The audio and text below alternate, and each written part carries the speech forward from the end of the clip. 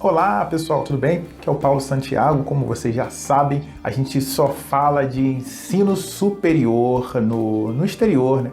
A gente dá dicas para você que deseja sim alavancar a sua carreira em um país da Europa, dos Estados Unidos, do Canadá. E aqui você encontra informações sobre o assunto. E hoje eu quero falar de um tema que eu abordo muito nas minhas consultorias, né? Que é o pensamento longo prazo e o pensamento a curto prazo. Qual é a diferença desses dois pensamentos? Esse é um vídeo de mentoria, tá? Então antes de você continuar o nosso vídeo, vai deixando aí o seu like, vai deixando o seu gostei, se inscreva no canal, porque isso nos ajuda muito a providenciar, a prover para você um conteúdo de qualidade, para você tomar uma decisão clara sobre o seu futuro no exterior.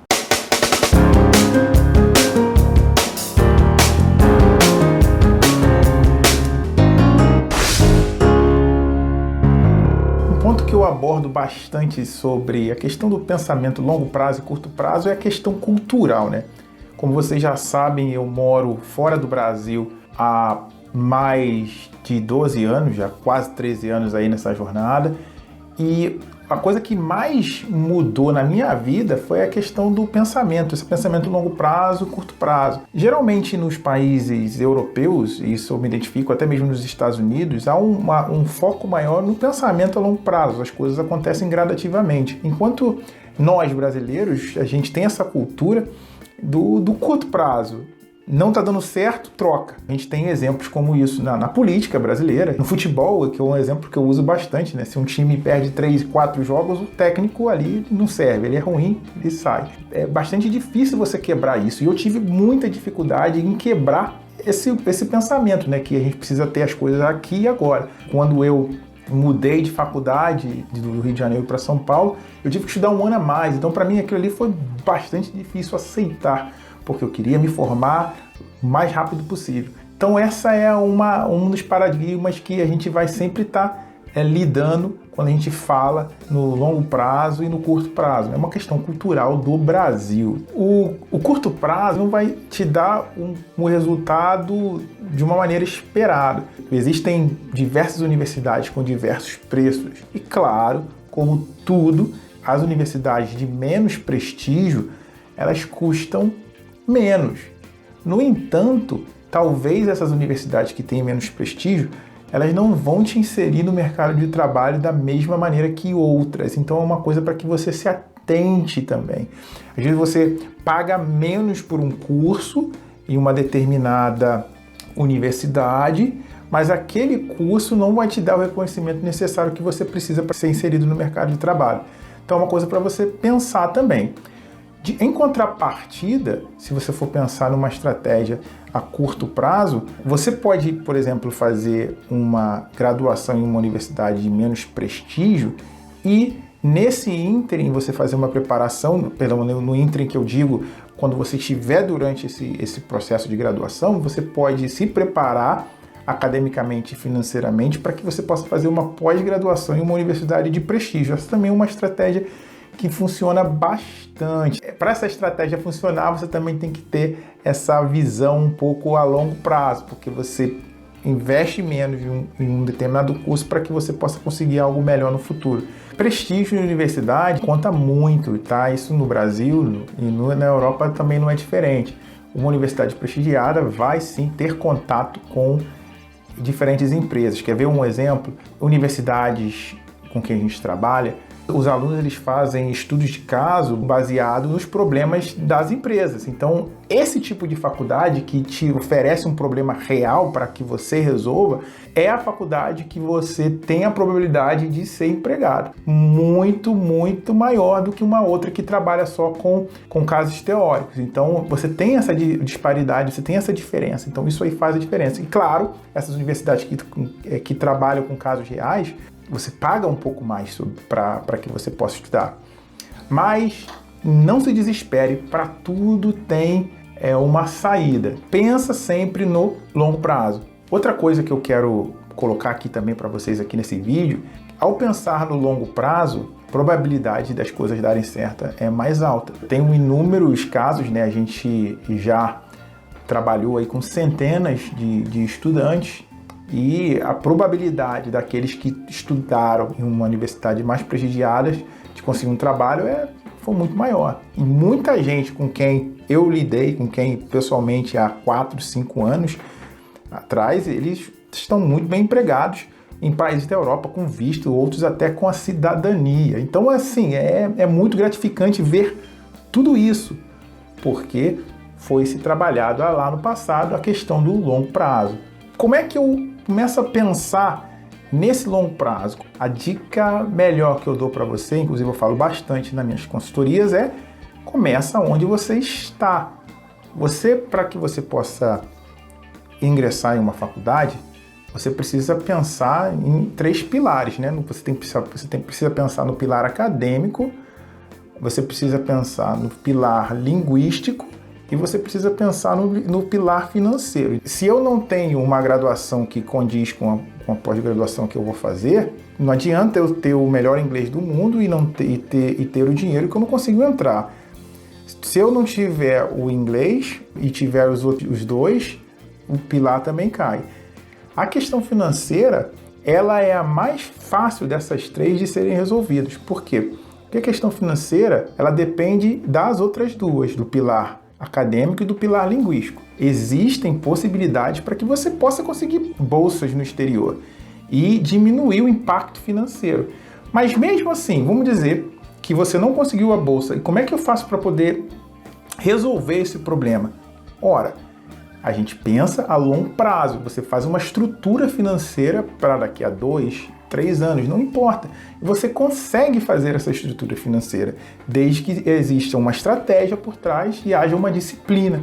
E aí sim, você consegue sim chegar no valor desejado. Existem muitas ideias que você pode fazer. Você pode ter contas em bancos eletrônicos, onde você consegue converter a moeda. Você pode fazer uma estrutura onde que você pode identificar áreas da sua capacidade em que você pode ganhar mais, porque muita gente pensa que quando você faz uma estrutura financeira, você pensa só em redução de gastos, isso é austeridade. Você pensa, isso também é relevante, mas o mais importante é você encontrar maneiras para que você possa suprir a sua necessidade financeira, né? Se você é um eletricista, por exemplo, onde você pode encontrar mais clientes para que você possa exercer a sua profissão. Então é uma estratégia que você pode usar. Uma estratégia que eu uso na minha vida, na minha própria empresa. Eu sou professor de português para estrangeiros, então eu tenho sempre vários alunos que eu dou aula online. Então essa é uma maneira de você trabalhar em cima da sua estratégia financeira. A estratégia acadêmica, da mesma forma, você vê onde você está e quais são os passos que você vai tomar para você cumprir o seu objetivo, né? Se você precisa fazer uma pós-graduação, se você precisa fazer mais outra matéria, se você precisa concluir o seu curso. Então você trabalha em cima disso também. A questão linguística, que é a parte aí mais difícil que o pessoal tem, também você faz isso baseado em estratégias. Como que você vai chegar do seu nível, você tem que entender o seu nível atual de inglês e entender onde você vai chegar. E como é que você faz isso? Você precisa entender, você precisa conhecer os exames de proficiência, o IELTS, o TOEFL, ver o exame, saber fazer esses exames. Existem também estratégias que você tem online, tem muito material, mas muito material que você pode sim encontrar e montar para que você tenha ali 30 minutos, 40 minutos diários de estudos. E além disso, eu tenho amigos que são professores de inglês, eu também sou professor de inglês, também dou aula de inglês. Eu tenho um curso voltado para o IELTS e tenho também outras pessoas que me ajudam, que preparam estudantes para o exame de proficiência também. Então, galera, tem muita coisa que você pode fazer para poder aumentar as suas chances no mercado de trabalho europeu.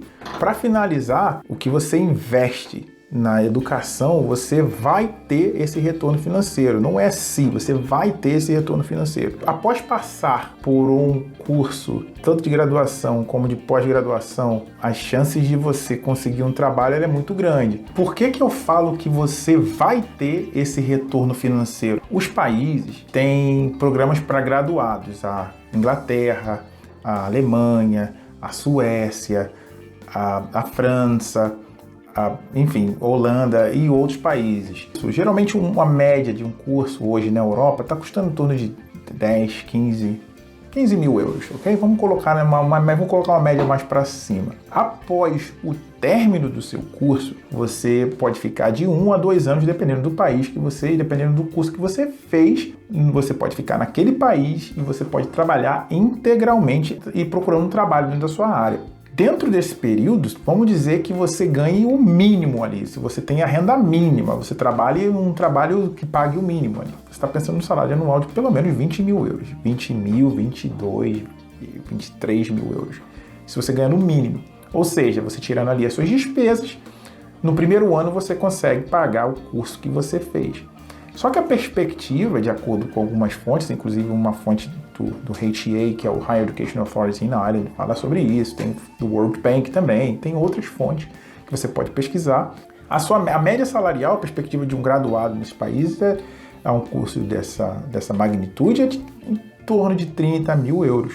E se você tem a premissa de ganhar 30 mil euros, vamos colocar em 2 anos, você consegue fazer um salário de 50 mil euros, sendo 25 mil euros das suas despesas e 25 mil euros é o valor investido no curso. Ou seja, você ainda sai no lucro de 10 mil euros. Quero passar essa mensagem para que você pense a longo prazo, porque dá certo. O começo é difícil, porque você precisa se preparar, como falei, academicamente, financeiramente, linguisticamente, mas em 2, 3, 4 anos, todo esse esforço vale a pena e você vai estar numa posição muito melhor. E se porventura você não conseguir uma residência no país, você volta para o Brasil e você volta com o teu curso na bagagem, o que te promove ainda mais dentro do mercado local. Você passa a ser uma mão de obra super qualificada e tem aí mais chances, beleza? Pessoal, esse é o meu recado de hoje, dessa semana. Espero que vocês gostem. Deixe o seu like aí no vídeo e até a próxima semana dando dicas aí sobre cursos superiores no exterior. Grande abraço!